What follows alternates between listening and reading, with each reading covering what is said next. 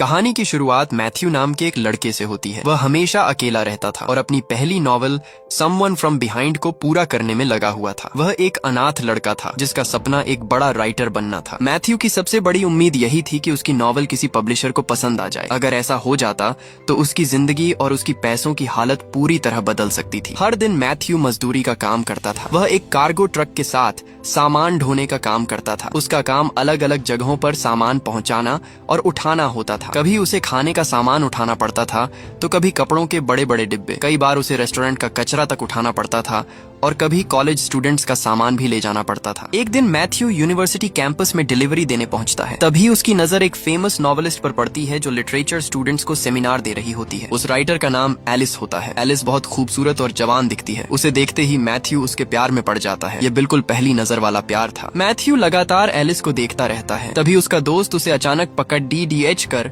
हकीकत में वापस ले आता है। वह उसे याद दिलाता है कि वे सिर्फ मजदूर लोग हैं। ये सुनकर मैथ्यू हल्का सा मुस्कुराता है और फिर वापस अपने काम में लग जाता है। लेकिन उसके मन में एलिस की तस्वीर लगातार घूमती रहती है। कुछ दिनों बाद मैथ्यू को पब्लिशर की तरफ से जवाब मिलता है। वह बहुत उम्मीद से लेटर खोलता है लेकिन उसकी नॉवल रिजेक्ट हो चुकी होती है। ये खबर सुनते ही मैथ्यू की सारी उम्मीदें टूट जाती हैं। उसने इतने समय तक मेहनत की थी लेकिन सब कुछ ही सेकंड में खत्म हो गया था। फिर भी मैथ्यू हार नहीं मानता। वह पब्लिशर को फोन करता है और पूछता है कि उसकी राइटिंग में क्या कमी थी ताकि वह उसे सुधार सके। लेकिन पब्लिशर उसकी बात सुने बिना ही फोन काट देता है। मैथ्यू उदास हो जाता है लेकिन फिर भी उसके अंदर राइटर बनने का सपना खत्म नहीं होता। अगले ही दिन मैथ्यू फिर काम पर चला जाता है। इस बार उसे एक अपार्टमेंट साफ करने भेजा जाता है जहां एक बूढ़े आदमी की 2 दिन पहले मौत हो चुकी होती है। अपार्टमेंट का मालिक मैथ्यू और उसके साथी को बताता है कि वह बूढ़ा आदमी पिछले 35 सालों से वहीं अकेला रह रहा था और उससे मिलने कभी कोई नहीं आया। मालिक उन्हें कहता है कि कुछ फर्नीचर चैरिटी में भेज देना और बाकी बेकार सामान फेंक देना। इसके बाद मैथ्यू उस बूढ़े आदमी के कमरे में जाता है। कमरे के अंदर चारों तरफ किताबें, अखबार और अलग अलग चीजें पड़ी होती हैं। ये देखकर साफ पता चलता है कि वह बूढ़ा आदमी पढ़ने लिखने का बहुत शौकीन था। मैथ्यू सामान को प्लास्टिक बैग्स में भरना शुरू करता है। तभी उसे पता चलता है कि उस बूढ़े आदमी का नाम लियन था। उसे एक पुरानी फोटो भी मिलती है जिसमें जवान लियोन सोल्जर की वर्दी में दिखाई देता है। वह अल्जीरिया की लड़ाई में हिस्सा ले चुका था। तभी अचानक ऊपर रखी एक पुरानी लेदर बुक नीचे गिर जाती है। मैथ्यू डर जाता है लेकिन फिर उत्सुक होकर उसे खोलता है। वह किताब असल में लियोन की पर्सनल डायरी होती है। जब वो अल्जीरिया में फ्रेंच सोल्जर था उसने उसे तब लिखा था। मैथ्यू डायरी पढ़ना शुरू करता है और तुरंत समझ जाता है कि उसकी राइटिंग बहुत शानदार है। उसमें लियोन की जिंदगी को बेहद बेहतरीन तरीके से लिखा गया था। उस डायरी में उसकी पहली हत्या से लेकर अफ्रीका के बैटलफील्ड में उसके डर और बेचैनी तक सब कुछ लिखा हुआ था। घर वापस आने के बाद भी मैथ्यू नई नॉवल लिखने की कोशिश करता रहता है लेकिन उसे समझ नहीं आता कि ऐसी कहानी कैसे लिखे जो लोगों के दिल को सच में छू सके। तभी उसके दिमाग में एक आइडिया आता है। वह सोचता है कि क्यों ना लियोन की डायरी के आधार पर एक नई नॉवल लिखी जाए। उस डायरी में लियोन की सोल्जर वाली जिंदगी लिखी होती है। उसमें युद्ध का डर, अंधेरा और इंसानों के अंदर चल रही लड़ाई को बहुत गहराई से दिखाया गया था। उसमें बताया गया था कि कैसे लोगों के हाथ पाप से लाल हो चुके थे और कैसे लियोन अपने आदेश और अपने दिल के बीच फंसा हुआ था। युद्ध में सिर्फ सैनिक ही नहीं बल्कि औरतें और बच्चे भी शिकार बन रहे थे। अल्जीरिया का वह संघर्ष बहुत दर्द और डर से भरा हुआ था। मैथ्यू कई दिनों तक लियोन की कहानी को दोबारा लिखता रहता है। वह सभी पुराने कैरेक्टर नेम्स बदल देता है ताकि कोई सच्चाई ना पहचान सके। आखिरकार उसकी नई नॉवल पूरी हो जाती है लेकिन अब उसे समझ नहीं आता कि इस कहानी का नाम क्या रखा जाए। बहुत सोचने के बाद उसे एक ताकतवर लाइन याद आती है, Algerian Sands blanket by blood. इसी से उसे अपनी नॉवल का टाइटल मिलता है। वह अपनी नई नॉवल का नाम ब्लैक सैंड रख देता है। ये नाम सुनने में भी उतना ही डरावना और गहरा लगता था जितनी उसकी कहानी थी। अगले ही दिन मैथ्यू काम कर रहा होता है तभी अचानक पब्लिशर का फोन आता है। वे कहते हैं कि ब्लैक सैंड एक शानदार नॉवल है और वे उससे मिलना चाहते हैं। ये सुनते ही मैथ्यू खुशी से पागल हो जाता है। उसकी जिंदगी का सबसे बड़ा सपना आखिर पूरा हो चुका था। लेकिन मैथ्यू जानता था कि यह कहानी पूरी तरह उसकी अपनी नहीं थी। इसीलिए वह लियोन की डायरी के सभी जरूरी हिस्से अच्छे से याद करने लगता है। वह चाहता था कि पब्लिशर के सामने कहानी समझाते समय कहीं भी गलती ना हो। इसीलिए वह हर छोटी बड़ी बात याद कर लेता है। सब कुछ याद करने के बाद मैथ्यू उस डायरी को जला देता है। अब वह पूरी दुनिया के सामने इस कहानी को अपनी ओरिजिनल राइटिंग बताने वाला था। लेकिन उसे यह बिल्कुल नहीं पता था कि यही फैसला उसकी जिंदगी की सबसे बड़ी मुसीबत बनने वाला है। कुछ समय बाद मैथ्यू पब्लिशर से मिलता है। पब्लिशर उसकी राइटिंग की बहुत तारीफ करता है और कहता है कि उसकी कहानी लोगों को बैटलफील्ड के अंदर पहुंचा देती है। उसी जगह मैथ्यू फिर से एलिस को देखता है। वह भी ब्लैक सैंड को पढ़ रही होती है और उसकी रिव्यू कर रही होती है। मैथ्यू अभी भी एलिस को पसंद करता था, इसलिए वह उसके पास जाकर बात करने लगता है, लेकिन एलिस उसे पहचान नहीं पाती। एलिस कहती है कि ब्लैक सैंड बहुत शानदार नॉवल है और उसने ऐसी कहानी की उम्मीद नहीं की थी। तभी एक बुक स्टोर ओनर मैथ्यू को बधाई देता है। तब एलिस को पता चलता है कि मैथ्यू ही ब्लैक सैंड का राइटर है। ये जानकर वह काफी प्रभावित हो जाती है। 3 साल बीत जाते हैं। अब मैथ्यू एक बहुत बड़ा और मशहूर राइटर बन चुका होता है। उसकी नॉवल पूरे देश में बेस्ट सेलर बन चुकी होती है। ब्लैक सैंड की वजह से मैथ्यू को बहुत पैसा और नाम मिल चुका होता है। उसकी जिंदगी अब पूरी तरह बदल चुकी होती है। सबसे अच्छी बात यह थी कि अब एलिस उसकी गर्लफ्रेंड बन चुकी थी। दोनों एक दूसरे के साथ काफी खुश थे। एक दिन एलिस मैथ्यू को अपने अमीर पेरेंट्स से मिलाने ले जाती है। उनके नाम एलन और हेलन होते हैं और वे समुद्र किनारे एक बड़े लग्जरी मैंशन में रहते थे। वह मैंशन बहुत खूबसूरत था। वहाँ हर चीज बेहद महंगी और शानदार दिखाई देती थी, जिससे मैथ्यू थोड़ा असहज महसूस करता है। एलन गर्व से मैथ्यू को अपने रेयर फ्रेंच रॉयल वेपन्स का कलेक्शन दिखाता है। वहाँ कई पुरानी और कीमती बंदूकें रखी हुई थी। इसके बाद एलिस मैथ्यू को समुद्र किनारे घुमाने ले जाती है। वह उसे एक छोटा शेड भी दिखाती है, जहाँ वह बचपन में अपने पिता के साथ हाइड एंड सीक खेलती थी। मैथ्यू एलिस के साथ बिताए हर पल का आनंद ले रहा होता है। तभी अचानक उसके पब्लिशर का फोन आ जाता है। पब्लिशर उसे याद दिलाता है कि उसने कॉन्ट्रैक्ट तोड़ दिया है। ब्लैक सैंड को आए 3 साल हो चुके थे, लेकिन मैथ्यू ने अब तक नई नॉवल जमा नहीं की थी। उसके फैंस नई कहानी का इंतजार कर रहे थे। कॉन्ट्रैक्ट के हिसाब से उसे लगातार नई नॉवेल्स लिखनी जरूरी थी, लेकिन मैथ्यू एक भी नया पेज नहीं लिख पाया था। अपने कमरे में बैठा वह बहुत परेशान और गुस्से में था। असल में वह अंदर से जानता था कि उसके अंदर असली राइटिंग टैलेंट नहीं है। इसी वजह से वह नई कहानी लिख ही नहीं पा रहा था। अब हालत और खराब हो चुकी थी, क्योंकि पब्लिशर ने उसकी रॉयल्टी भी रोक दी थी। कॉन्ट्रैक्ट के मुताबिक लगातार नॉवेल्स देना जरूरी था। मैथ्यू जितना कोशिश करता उतना ही टूटता जाता था। उसे समझ नहीं आ रहा था कि वह अपनी जिंदगी को कैसे संभाले। कुछ समय बाद स्टैनिस्लॉस, जिसे सब स्टैन कहते थे, वहाँ आता है। वह एलन और हेलन का गॉडसन था। उसका व्यवहार थोड़ा घमंडी था और वह मैथ्यू से मिलने आता है। स्टैन और मैथ्यू साथ में ड्रिंक्स लेते हैं, लेकिन उसकी बातों और चेहरे से साफ पता चलता है कि वह एलिस को पसंद करता है और मैथ्यू को बिल्कुल पसंद नहीं करता। अगले दिन भी मैथ्यू नई नॉवल लिखने की कोशिश करता रहता है, लेकिन उसके दिमाग में कोई अच्छी कहानी नहीं आती। तभी वह अपनी पुरानी rejected novel someone from behind निकालता है और एलिस को पढ़ने के लिए दे देता है। लेकिन वह एलिस को यह नहीं बताता कि यह उसी की लिखी हुई कहानी है। वह झूठ बोलता है कि पब्लिशर ने रिव्यू के लिए उसे यह नॉवल भेजी है। मैथ्यू जानबूझकर एलिस से उसकी राय जानना चाहता था। वह देखना चाहता था कि लोग उसकी असली राइटिंग के बारे में क्या सोचते हैं। कुछ देर बाद स्टैन वहाँ आता है और मैथ्यू से बातें करने लगता है। स्टैन अल्जीरिया के बारे में अपनी जानकारी दिखाने लगता है। वह बताता है कि उसका पिता भी वहाँ काम कर चुका था, इसलिए उसे उस जगह और वहाँ की लड़ाई के बारे में काफी कुछ पता था। स्टैन कहता है कि उसे हैरानी होती है कि मैथ्यू कभी अल्जीरिया नहीं गया, फिर भी उसने ब्लैक सैंड में इतनी असली फीलिंग कैसे लिख दी। लेकिन स्टैन बार बार मैथ्यू को परेशान करने वाली बातें करता रहता है। वह उसकी कमजोरियां ढूंढने की कोशिश करता है। स्टैन यहाँ तक कह देता है कि एलिस बहुत ऊंचे स्तर का लड़का चाहती है। ये बात सुनकर मैथ्यू अंदर से असहज हो जाता है। उस शाम एलिस मैथ्यू को बताती है कि जो नॉवल उसने पढ़ने के लिए दी थी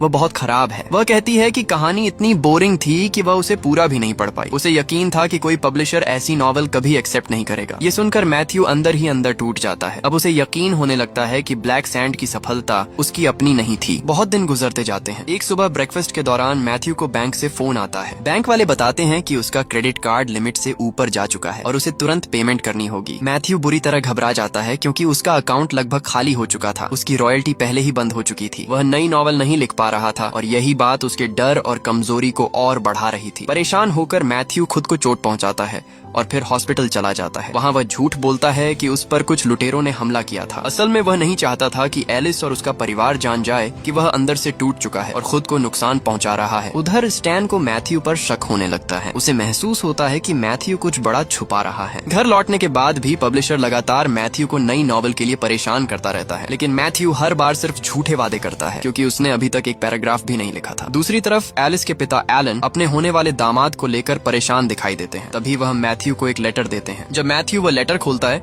तो उसके अंदर लियोन की एक फोटो होती है। वही लियोन जिसकी डायरी से उसने ब्लैक सैंड लिखी थी। ये फोटो देखकर मैथ्यू के होश उड़ जाते हैं, क्योंकि उसे लगता था कि लियोन बहुत पहले मर चुका है। कुछ समय बाद मैथ्यू और एलिस एक बुक स्टोर में जाते हैं, जहाँ फैन साइनिंग इवेंट चल रहा होता है। तभी अचानक एक आदमी मैथ्यू के पास आता है। वह खुद को लियोन का दोस्त बताता है। वह आदमी कहता है कि मैथ्यू ने एक मरे हुए आदमी की डायरी का गलत इस्तेमाल किया है। उस आदमी का नाम आर्नो होता है। वह मैथ्यू से 500 मिलियन मांगता है और धमकी देता है कि अगर पैसे नहीं मिले तो वह सबको सच बता देगा। आर्नो कहता है कि वह पूरी दुनिया को बता देगा कि ब्लैक सैंड मैथ्यू की ओरिजिनल कहानी नहीं थी। ये सुनते ही मैथ्यू बुरी तरह डर जाता है, क्योंकि क्योंकि उसकी पूरी जिंदगी और नाम एक झूठ पर टिका हुआ था। अगर आपको भी कहानी में मैथ्यू की हालत देखकर तनाव महसूस हो रहा है तो अभी लाइक कर दो। ऐसी ही जबरदस्त और सस्पेंस भरी स्टोरीज के लिए चैनल को सब्सक्राइब करना बिल्कुल मत भूलना, क्योंकि आगे कहानी और भी खतरनाक होने वाली है। अगले दिन आर्नो फिर मैथ्यू को फोन करता है और पैसे मांगता है। मैथ्यू उससे थोड़ा समय मांगता है क्योंकि उसके पास पैसे नहीं थे। तभी आर्नो बताता है कि उसे पता है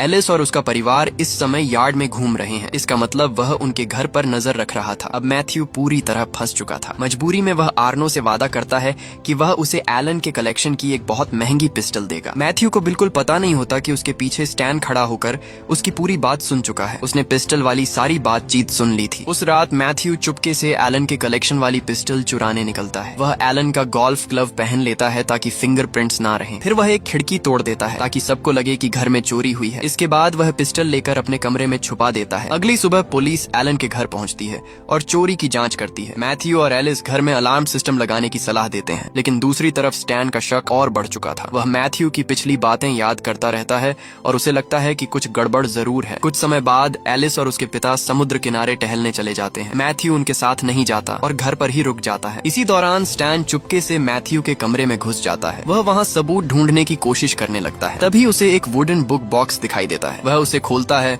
और अंदर छुपाई गई पिस्टल देख लेता है। उसी समय मैथ्यू कमरे में आ जाता है और स्टैन को पिस्टल पकड़े देख लेता है। दोनों एक दूसरे को घूरने लगते हैं। स्टैन तुरंत मैथ्यू पर हमला कर देता है। वह गुस्से में कहता है कि मैथ्यू कभी भी एलिस को नहीं पा सकेगा। दोनों के बीच जोरदार हाथापाई शुरू हो जाती है। मैथ्यू खुद को बचाने की कोशिश करता है, लेकिन स्टैन लगातार उस पर हमला करता रहता है। घबराकर मैथ्यू पिस्टल से स्टैन के सिर पर वार कर देता है। ये वार बहुत जोर से लगता है। कुछ ही पलों में स्टैन जमीन पर गिर जाता है और उसकी मौत हो जाती है। यह देखकर मैथ्यू के हाथ कांपने लगते हैं। मैथ्यू का उसे मारने का इरादा नहीं था। वह सिर्फ खुद को बचाना चाहता था, लेकिन अब सब कुछ बिगड़ चुका था। तभी दूर से एलिस की आवाज सुनाई देती है। मैथ्यू तुरंत डर जाता है और जल्दी जल्दी स्टैन की बॉडी को क्लोजेट में छुपा देता है। वह स्टैन का सामान भी उसी क्लोजेट में रख देता है ताकि किसी को कुछ पता ना चले। फिर वह खुद को साफ करने लगता है। तभी उसे अपने गले पर स्टैन के नाखूनों के निशान दिखाई देते हैं। वह तुरंत कॉलर वाली शर्ट पहनकर उन्हें छुपा लेता है। कुछ देर बाद एलिस और इलेन कमरे में आते हैं। वे पूछते हैं कि स्टैन अचानक बिना कुछ बोले कहाँ चला गया। एलिस उसे फोन करने लगती है। ये देखकर मैथ्यू के पसीने छूट जाते हैं। मैथ्यू जल्दी से स्टैन का फोन बंद कर देता है और एलिस को मैसेज भेजता है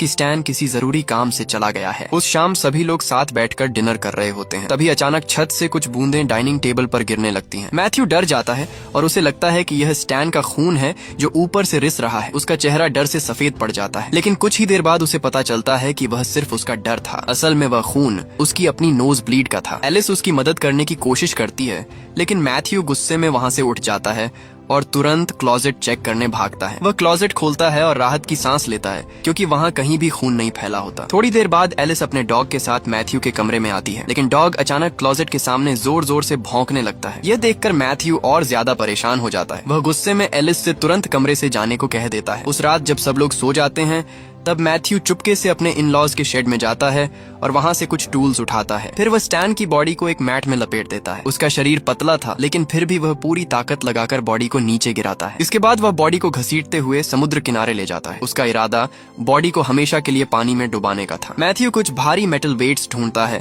ताकि बॉडी समुद्र में नीचे डूब जाए और कभी ऊपर ना आए। आखिरकार वह अपनी खतरनाक योजना पूरी कर देता है और बॉडी को समुद्र में फेंक देता है, लेकिन वापस लौटते समय अचानक उसकी बोट का इंजन बंद हो जाता है। यह देखकर मैथ्यू फिर डर जाता है। तभी पानी में मरीन पुलिस की पेट्रोल बोट दिखाई देती है। मैथ्यू घबरा जाता है और तुरंत समुद्र में कूद जाता है। वह खुद को छुपाने के लिए पानी के अंदर तैरने लगता है और पूरी ताकत से किनारे की तरफ बढ़ता है। सुबह होने वाली थी। मैथ्यू जल्दी जल्दी घर वापस लौटता है ताकि किसी को शक न हो कि वह रात भर बाहर था। वह चुपचाप वापस बेड पर लेट जाता है, लेकिन एलिस पहले से जाग रही होती है और सोच रही होती है कि मैथ्यू पूरी रात कहाँ था। अगली दोपहर मैथ्यू उठता है और एलिस को ढूंढने लगता है। उसे लगता है कि शायद वह समुद्र किनारे गई होगी। वह बाहर जाता है और देखता है कि एलिस बीच पर बैठकर एक नॉवल पढ़ रही है। माहौल बिल्कुल शांत दिखाई दे रहा था। तभी मैथ्यू को अचानक ऐसा लगता है जैसे पानी के पास चट्टानों के बीच कोई लिपटी हुई बॉडी तैर रही हो, लेकिन अगले ही पल वह समझ आता है कि यह सिर्फ उसका डर और वहम था। असल में वहाँ कुछ भी नहीं था। इसके बाद मैथ्यू नहाकर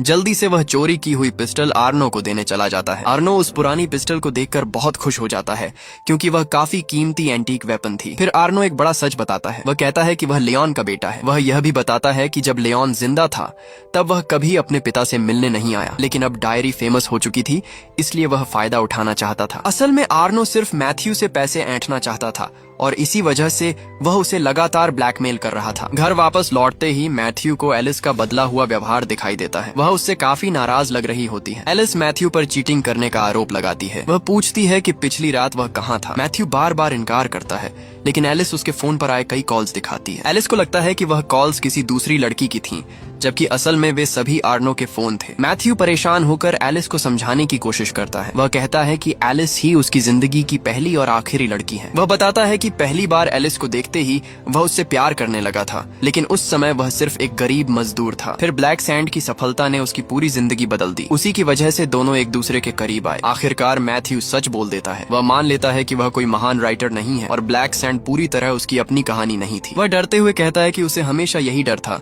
कि अगर एलिस को सच पता चला तो वह उसे छोड़ देगी। लेकिन मैथ्यू हैरान रह जाता है क्योंकि एलिस उसे छोड़ने की बजाय उसका साथ देती है। एलिस कहती है कि वह मैथ्यू से प्यार करती है, चाहे वह बड़ा राइटर हो या नहीं ना हो। उसके लिए उनका प्यार सबसे ज्यादा जरूरी था। यह सुनकर मैथ्यू की आंखें भर आती हैं। दोनों फिर से एक दूसरे के करीब आ जाते हैं और पूरा दिन साथ बिताते हैं। कुछ दिनों बाद मैथ्यू को एक नई कहानी लिखने का आइडिया आता है। इस बार वह अपनी खुद की जिंदगी पर नॉवेल लिखना चाहता था। उसकी कहानी एक साधारण लड़के की थी जो एक अमीर लड़की से प्यार कर बैठता है और फिर उसकी जिंदगी पूरी तरह बदल जाती है। वह अपनी परेशानियां, डर, झूठ और मर्डर तक की सारी बातें उस कहानी में लिखने लगता है। हालांकि वह सभी कैरेक्टर नेम्स बदल देता है ताकि एलिस और बाकी लोग सच ना समझ सकें। मैथ्यू अब खुद को साबित करना चाहता था। वह दिखाना चाहता था कि वह अपनी मेहनत से भी अच्छी नॉवेल लिख सकता है। एलिस लगातार उसका हौसला बढ़ाती रहती है और उसे कभी हार ना मानने के लिए कहती है। आखिरकार वह नई नॉवेल पूरी कर लेता है। वह उसका नाम फॉल्स प्रिटेंसेस रखता है। मैथ्यू पूरे भरोसे के साथ अपना नाम उस नॉवेल पर लिखता है। उसे लगता है कि अब वह सच में राइटर बन सकता है। लेकिन जब वह एलिस को ढूंढने बीच पर पहुंचता है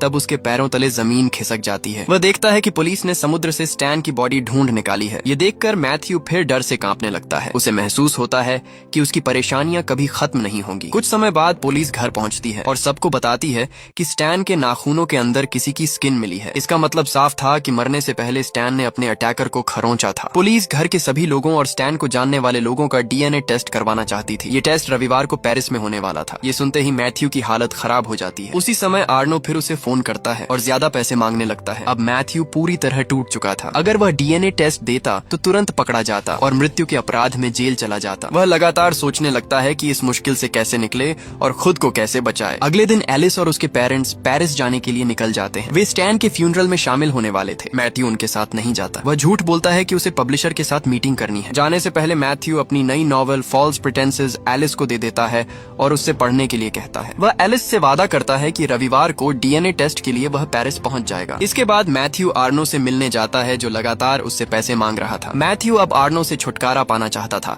इसलिए वह सीक्रेटली सीट बेल्ट में कॉइन फंसा देता है ताकि वह सही से काम ना करे। दूसरी तरफ आर्नो खुद को बहुत चालाक समझ रहा था। वह मैथ्यू को धमकी देता है कि अगर पैसे नहीं मिले तो वह एलिस और उसके परिवार को नुकसान पहुंचाएगा। आर्नो यहाँ तक कहता है कि वह खुद जाकर उनके घर से एंटीक सामान चुरा लेगा। यह सब सुनकर मैथ्यू अंदर से पूरी तरह डर महसूस करने लगता है। अचानक मैथ्यू तेजी से कार को मोड़कर चट्टानों की तरफ भिड़ा देता है। जोरदार एक्सीडेंट हो जाता है। मैथ्यू किसी तरह बच जाता है, लेकिन आर्नो की मौत हो जाती है क्योंकि उसकी सीट बेल्ट काम नहीं करती। इसके बाद मैथ्यू के दिमाग में एक खतरनाक योजना आती है। वह आर्नो की बॉडी को ड्राइवर सीट पर बैठा देता है। फिर वह अपनी वॉच, वॉलेट और फोन आर्नो के पास रख देता है ताकि सबको लगे कि एक्सीडेंट में मैथ्यू की मौत हुई है। लेकिन इसका मतलब यह भी था कि अब पूरी दुनिया उसे मरा हुआ समझेगी और वह कभी एलिस के साथ नहीं रह पाएगा। अपनी योजना को पूरा दिखाने के लिए मैथ्यू कार और बॉडी पर गैसोलीन डालकर आग लगा देता है। इसके बाद मैथ्यू वहाँ से गायब हो जाता है और पूरी दुनिया मान लेती है कि वह एक्सीडेंट में मर चुका है। 2 दिन बाद मैथ्यू एक होटल में बैठकर न्यूज देख रहा होता है। न्यूज में बताया जाता है कि ब्लैक सैंड का famous author Matthew car accident में मर गया। 2 साल बीत जाते हैं। अब मैथ्यू फिर से अपनी पुरानी जिंदगी में लौट चुका होता है। वह दोबारा जंक हॉलर का काम करने लगता है। अब उसने यह मान लिया था कि वह कोई महान राइटर नहीं है और शायद यही उसकी असली किस्मत थी। उसके लिए एक साधारण इंसान बनकर जीना ज्यादा बेहतर था, बजाय इसके कि वह फेमस होकर जेल में सड़ता। हालांकि उसकी कमाई बहुत कम थी,